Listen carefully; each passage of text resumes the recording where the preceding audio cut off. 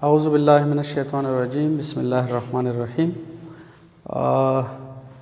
My dear students, we are going to study another topic of chapter number 5, which is torque and moment of inertia. देखिए, torque हमने chapter number 2 में भी पढ़ा था, ठीक है, और डिटेल में पढ़ा था, ठीक है। एग्जाम्पल ऑफ वेक्टर प्रोडक्ट में भी पढ़ा था। फिर आप देखिए, टॉर्क अलग एक टॉपिक था चैप्टर नंबर 2 में, उधर भी पढ़ा था कि the cross product of position vector R and the force F is called torque. Torque का बेसिकली मतलब है angular force, rotational force, angular force वगैरह वगैरह, ठीक है। अब आहिस्ता आहिस्ता आ रहे हैं। दूसरा है मोमेंट ऑफ इनर्शिया। तो देखिए, हमने ये स्टडी करना है कि what is moment of inertia, और मोमेंट ऑफ इनर्शिया को फिर हम टॉर्क के साथ रिलेट करते हैं, ठीक है। मोमेंट ऑफ इनर्शिया को टॉर्क के साथ या टॉर्क को मोमेंट ऑफ इनर्शिया के साथ रिलेट करेंगे, ठीक है। तो याद रखिए, मोमेंट ऑफ इनर्शिया का क्या मतलब है। Look at definition number 1, the reluctance का मतलब है hindrance, opposition, resistance. The reluctance यानी opposition offered by a rotating body to a change in its uniform angular velocity is called moment of inertia. Uniform angular velocity means uniform angular motion, ठीक है। Please remember, uniform translational velocity का मतलब है uniform translational motion, या uniform linear velocity का मतलब है uniform linear motion. Uniform angular velocity का मतलब है यूनिफॉर्म एंगुलर मोशन, ठीक है। अगर एक बॉडी यूनिफॉर्म एंगुलर वेलोसिटी से मूव कर रही है, ठीक है, न तेज़ हो रही है न स्लो, तो इसका मतलब है एंगुलर एक्सेलरेशन ज़ीरो है, and this is called uniform angular motion, ठीक है। इसी तरह अगर एक बॉडी स्ट्रेट लाइन में यूनिफॉर्म लीनियर वेलोसिटी से जा रही है, तो this is called uniform linear motion. तो लीनियर काइनेमैटिक्स में, ट्रांसलेटरी काइनेमैटिक्स में, ट्रांसलेशनल मोशन में आप देखिए, इनर्शिया का मतलब होता है मेस, ठीक है। देखिए, इनर्शिया चैप्टर नंबर 3 में हमने पढ़ा था, क्योंकि हमने बार बार ये डिसाइड किया है कि we will study this chapter by comparison method. We have to study this chapter by comparison method. और इस चैप्टर को कौन से चैप्टर के साथ कंपेयर करके पढ़ेंगे? चैप्टर 3 के साथ। वो जो फोर्स और मोशन वाला चैप्टर है उसके साथ इसको कंपेयर करके रिलेट करके पढ़ेंगे, तो this will become then easy, okay. तो याद रखिए, लीनियर मोशन में इनर्शिया का मतलब है the inbuilt property of a body which opposes any change in its state of rest या state of uniform linear motion. अगर एक बॉडी रेस्ट में है और आप उसके स्टेट ऑफ रेस्ट को डिस्टर्ब कर रहे हैं, तो आप लोग देखिए वो बॉडी क्या करती है, वो बॉडी आपके इस फोर्स को अपोज करती है, and this opposition is called inertia या linear inertia, which wholly solely depends upon the mass of the body. या फॉर एग्जाम्पल, अगर एक बॉडी यूनिफॉर्म लीनियर वेलोसिटी से जा रही है और आप इसकी लीनियर वेलोसिटी को डिस्टर्ब कर रहे हैं, यूनिफॉर्म लीनियर वेलोसिटी को डिस्टर्ब कर रहे हैं, आप बॉडी को तेज या स्लो कर रहे हैं, तो ये बॉडी क्या करती है? ऑपोजिशन ऑफर करती है तो your applied force, and this opposition in totality depends upon mess of the body. Body अगर जा रही है या बॉडी एट रेस्ट है, दोनों केसेस में mess is responsible for this opposition, ठीक है। तो लीनियर काइनेमैटिक्स में mess means linear inertia, inertia means mess, mess means inertia, is it. याद रखिए, एंगुलर काइनेमैटिक्स में, ठीक है, रोटेशनल काइनेमैटिक्स में मोमेंट ऑफ इनर्शिया का मतलब है the opposition offered by a rotating body to a change in its uniform angular motion या uniform angular velocity. Look at, for example ये फैन यूनिफॉर्म एंगुलर वेलोसिटी से circle में जा रहे हैं, यूनिफॉर्म एंगुलर वेलोसिटी से, ठीक है, और आप इसे डिस्टर्ब करें, आप इसे तेज कर रहे हैं या स्लो कर रहे हैं, तो ये फैन क्या करेगा, it will offer a particular opposition and this opposition is called moment of inertia. लेकिन याद रखिए मोमेंट ऑफ इनर्शिया सिर्फ मेस पर डिपेंड नहीं करता, मोमेंट ऑफ इनर्शिया दो चीज़ों पर डिपेंड करता है, number one mass of the body, number two radius, और इस रेडियस का मतलब है रेडियस ऑफ जायरेशन। देखिए moment of inertia is written as mr²। ये mr² कहाँ से आया है, we are going to derive this, और इसको टॉर्क के साथ रिलेट भी करेंगे, ठीक है। तो याद रखिए मोमेंट ऑफ इनर्शिया का दूसरा डेफिनेशन है, it is the product of the mass of body and the square of the perpendicular distance between the body and its axis of rotation, ठीक है। मेस ऑफ द बॉडी और axis of rotation और body के दरमियान जो perpendicular distance है, अगर आप इसका स्क्वायर ले लें और मेस से मल्टीप्लाई करें तो we are getting the moment of inertia. Moment of inertia को हम रोटेशनल इनर्शिया भी कहते हैं, एंगुलर इनर्शिया भी कहते हैं, ठीक है। बाज बुक्स में इसे एंगुलर मेस भी कहते हैं, एंगुलर मेस। जिस तरह वहाँ पर जो linear mass plays a particular role in linear kinematics, similarly this mr² which is behaving like an angular mass plays a very particular role, important role in rotational kinematics, okay। तो please remember moment of inertia का मतलब है कि अगर एक body uniform angular motion में है, ठीक है, यूनिफॉर्म एंगुलर वेलोसिटी से सर्कल में जा रही है और आप इसे डिस्टर्ब कर रहे हैं, आप इस पर एक्सेलरेटिंग टॉर्क अप्लाई कर रहे हैं या डिसेलरेटिंग टॉर्क अप्लाई कर रहे हैं, तो please remember this body will oppose your torque, it will oppose your accelerating या decelerating torque, and this opposition is called moment of inertia. अब आप लोग देखिए, आपको अगर याद है इससे पहले हमने पढ़ा था सेंट्रीपिटल एक्सेलरेशन और फोर्स का जो टॉपिक था, उसमें हमने यूनिफॉर्म सर्कुलर मोशन कंसिडर किया था। तो यूनिफॉर्म सर्कुलर मोशन में omega is constant, when omega is constant alpha is zero, when alpha is zero torque is zero, और ये जो टेंजेंशियल फोर्स है, ये टेंजेंशियल फोर्स का मतलब है कि this force is basically along the direction of the linear velocity, तो ये टेंजेंशियल फोर्स भी ज़ीरो है, ठीक है, और ये टेंजेंशियल एक्सेलरेशन भी ज़ीरो है। तो ये सेंट्रीपिटल फोर्स सिर्फ इस लीनियर वेलोसिटी का डायरेक्शन चेंज करता था, ठीक है, मैग्नीट्यूड को ना, डायरेक्शन को चेंज करता था। तो याद रखिए यूनिफॉर्म सर्कुलर मोशन में tangential force is zero, tangential acceleration is zero, torque is zero, alpha is zero, there is only centripetal force and centripetal acceleration।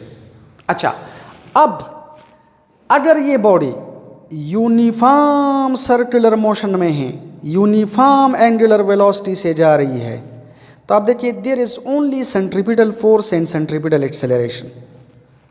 लेकिन देखिए इस बॉडी को अगर आप डिस्टर्ब करें, देखिए अगर आप इस पर टॉर्क अप्लाई करें, आप इसे डिस्टर्ब करें by applying some tangential force, जब आप इसे तेज कर रहे हैं, तेज आप इसे डिस्टर्ब कर रहे हैं, तो देखिए ये बॉडी इस डिस्टर्बेंस के खिलाफ एक ऑपोजिशन ऑफर करेगी, and this opposition is called moment of inertia.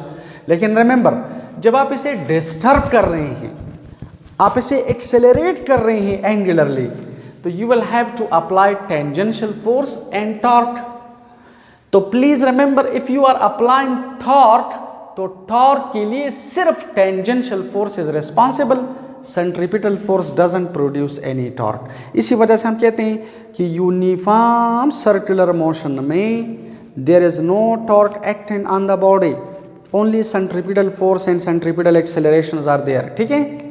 लेकिन प्लीज रिमेंबर जब आप इस पर टॉर्क अप्लाई करें, तो torque is generated by tangential force. This tangential force contributes to the torque. It doesn't contribute to the torque.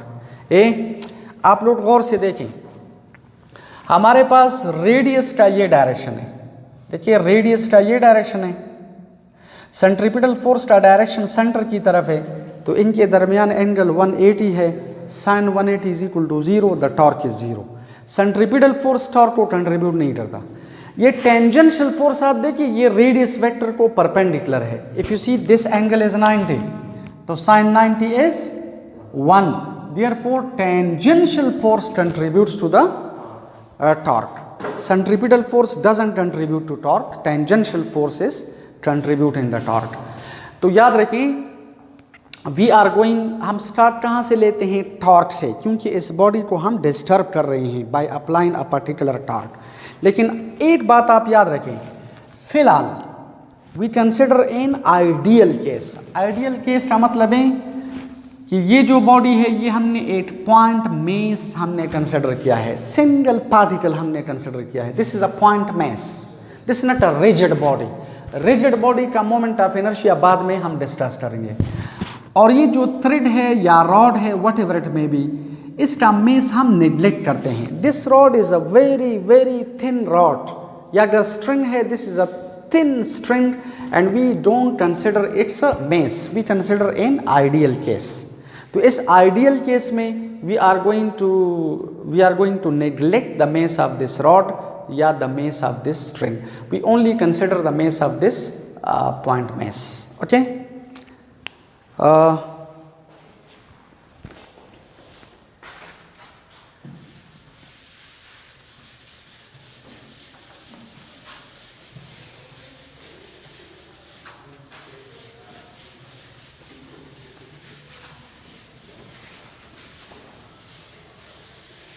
तो देखिए by definition torque is written as R cross F। लेकिन कौन सा फोर्स टॉर्क को generate करता है, tangential.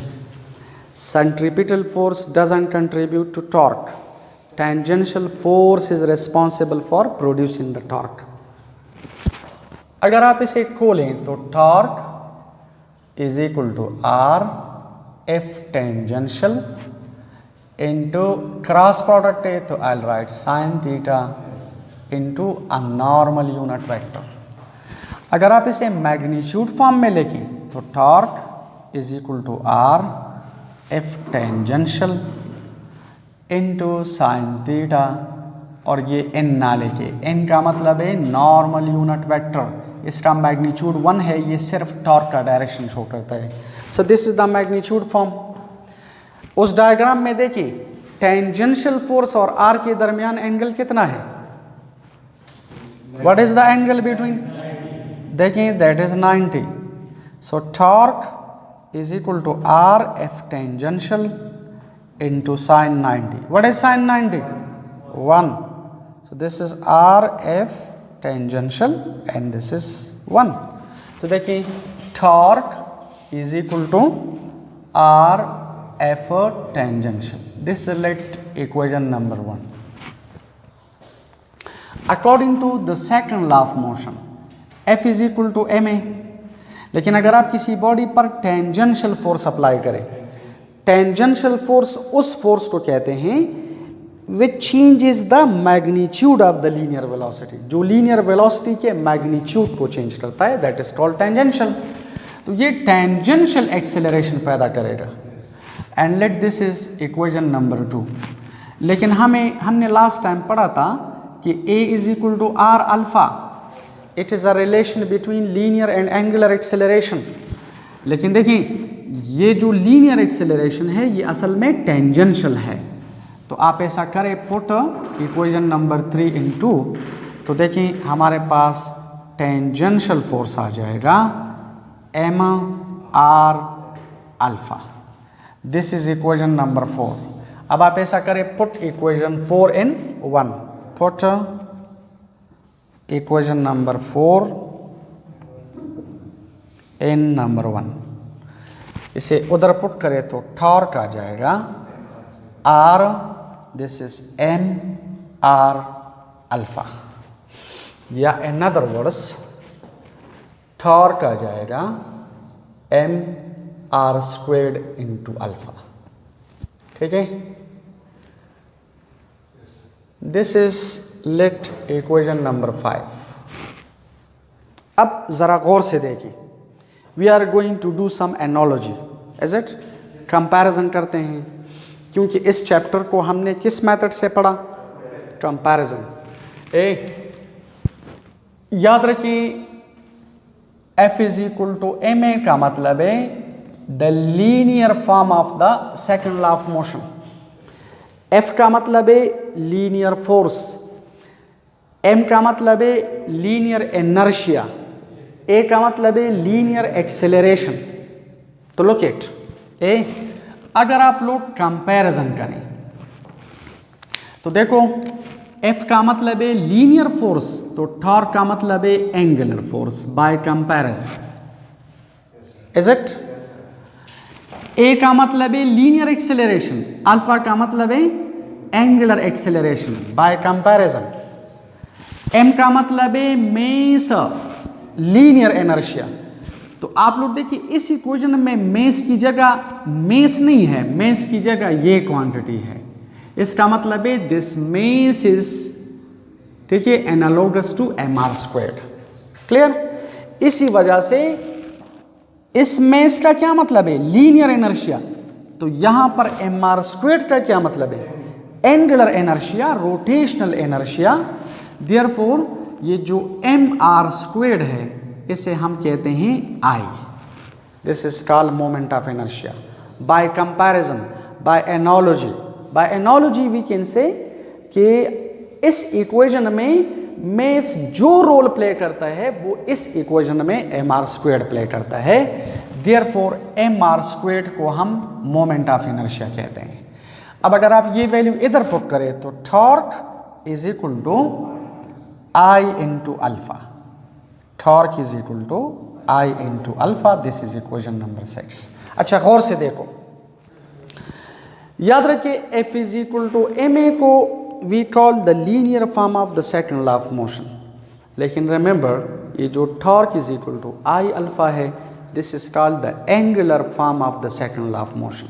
याद रखिए ये भी सेकेंड लॉ ऑफ मोशन है, लेकिन ये एंगुलर फॉर्म है। This is the rotational form.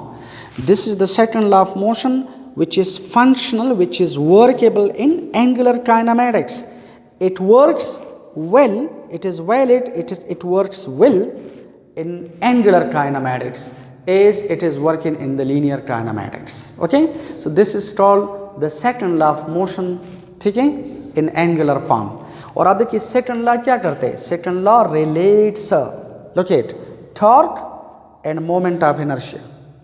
This equation relates torque and moment of inertia। तो हमारा मेन टॉपिक क्या था, torque and moment of inertia. Torque and moment of inertia का मतलब ये है कि हमने टॉर्क को मोमेंट ऑफ इनर्शिया के साथ रिलेट करना है। हमने ये फाइंड आउट करना था कि what is the basic relationship between torque and moment of inertia. Please remember, देखो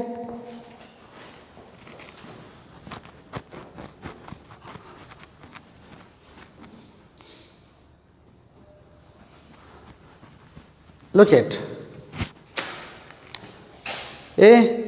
इस इक्वेशन में मेस जो रोल प्ले करता है, for example if you write F is equal to M A, तो A is equal to F divide by M।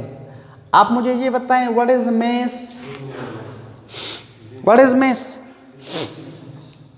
What is mass, inertia. लेकिन what is mass, mass is opposition to linear acceleration। what is mass, opposition to linear acceleration। ज्यादा mass का मतलब है कम acceleration, कम mass का मतलब है ज्यादा। तो जिस तरह mass opposes linear acceleration, बिल्कुल exactly like this। अगर आप यहां से अल्फा लेके तो this is torque divided by I। what is I, it is opposition to angular acceleration. देखिए moment of inertia opposes angular acceleration, और एंगुलर एक्सेलरेशन का क्या मतलब है? एंगुलर एक्सेलरेशन का मतलब है change in angular velocity, change in angular velocity. देखिए moment of inertia angular acceleration को अपोज कर रहा है। एंगुलर एक्सेलरेशन का मतलब है चेंज इन एंगुलर वेलोसिटी, यानी चेंज इन एंगुलर वेलोसिटी को अपोज कर रहा है। इसी वजह से डेफिनेशन नंबर 1 में हमने पढ़ा था कि इट इज द रिलक्टेंस या opposition offered by a rotating body to a change in its uniform angular velocity. देखिए जब आप यूनिफॉर्म एंगुलर वेलोसिटी को डिस्टर्ब करते हैं तो तब अल्फा इज प्रोड्यूस्ड। तो ये अगर अल्फा को, alpha means change in angular velocity, अगर ये आई अल्फा को अपोज कर रहा है, अल्फा को ठीक है रेजिस्ट कर रहा है, अपोज कर रहा है, तो इसका मतलब है ये यूनिफॉर्म एंगुलर वेलोसिटी में चेंज को अपोज कर रहा है। देयरफॉर ठीक है mr squared is a very important physical quantity which opposes any change in the uniform angular motion या uniform angular velocity of a body, क्योंकि alpha means change in angular velocity. अब अगर ये आई ज्यादा है तो अल्फा को ज्यादा अपोज करेगा, मतलब चेंज इन एंगुलर वेलोसिटी को ज्यादा अपोज करेगा, और अगर ये कम है तो कम। तो if you see by analogy, by comparison you can decide कि जिस तरह mass linear inertia opposes linear acceleration, देखिए change in linear acceleration, sorry opposition to linear acceleration का मतलब है चेंज इन लीनियर वेलोसिटी। जब आप लीनियर वेलोसिटी को चेंज करते हैं तो बॉडी उस लीनियर वेलोसिटी में चेंज के खिलाफ एक अपोजिशन ऑफर करती है which is called linear inertia. और जब आप मोमेंट ऑफ इनर्शिया को बढ़ा रहे हैं ठीक है तो ये इस अल्फा को अपोज कर रहा है, मतलब चेंज इन एंगुलर वेलोसिटी को अपोज कर रहा है। तो याद रखिए moment of inertia plays a very important role in rotational kinematics, or you can say in angular kinematics. Is it? अच्छा, इसके बाद we will discuss in the next lecture, we will discuss the moment of inertia या angular inertia of a rotating rigid body. Okay?